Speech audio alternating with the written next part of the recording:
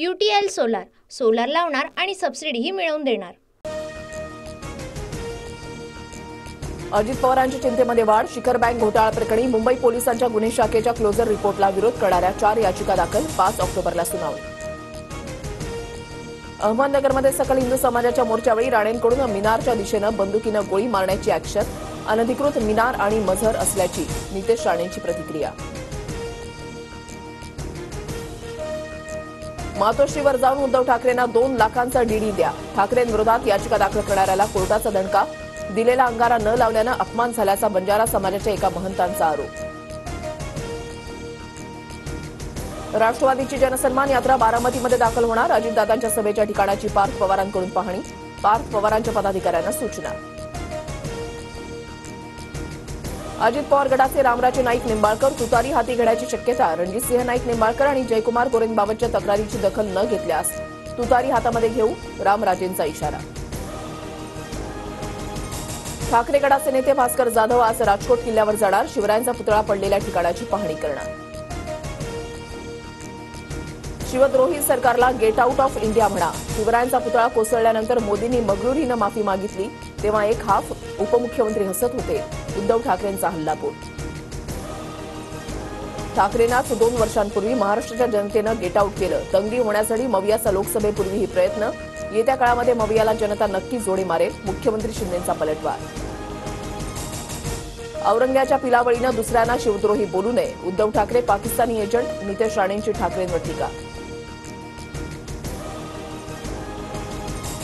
मालवणमधील कोसळलेला पुतळा भ्रष्टाचाराचा नमुना। तो संपूर्ण देशातील शिवप्रेमींचा अपमान। शरद पवारांचा हल्लाबोल तर शरद पवार मोर्चामध्ये अनवाणी पायानं सहभागी।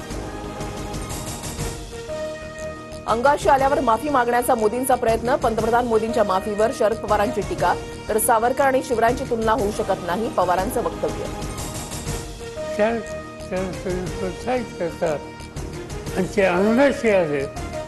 माफीच्या नावानं अवधी सुटका करण्याचा हा प्रयत्न त्या ठिकाणी करतो।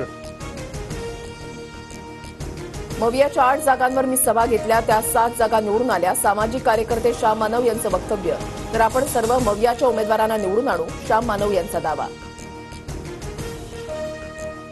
समरजित घाटगेंसोबत भाजपचे नगरसेवकही पवार गटात जाणार। कोल्हापुरातील भाजपचे 18 नगरसेवक पक्ष सोडणार। उद्या कागलमध्ये पवारांच्या उपस्थितीमध्ये घाटगेंचा पक्षप्रवेश।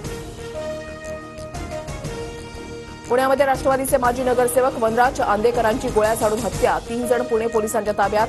कौटुंबिक वाद आणि पैशांच्या व्यवहारामधून हत्या झाल्याचा संशय। गणपती बाप्पाच्या स्वागतासाठी पुण्यातील बाजारपेठा सजल्या। पूजेचं साहित्य, सजावटीच्या वस्तू खरेदीसाठी नागरिकांची दुकानांवर गर्दी। मराठवाड्याला मुसळधार पावसाचा तडाखा। नांदेड, हिंगोली, बीडसह परभणीच्या अनेक भागात पूर। अनेक घरांमध्ये पाणी शिरलं। मराठवाड्यातील काही ठिकाणी वाहतूक ठप्प।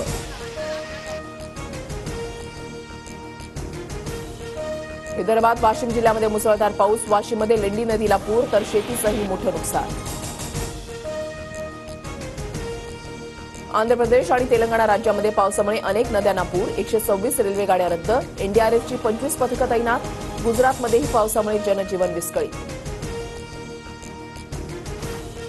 आज महाराष्ट्र, गुजरात, मध्य प्रदेशसह देशामधील 18 राज्यांमध्ये मुसळधार पावसाचा अंदाज। पुढील 4 ते 5 दिवस विदर्भ, मराठवाड्यामधील काही जिल्ह्यांमध्ये अतिमुसळधार पावसाचा इशारा। UTL सोलार सोलार लावणार आणि सबसिडीही मिळवून देणार।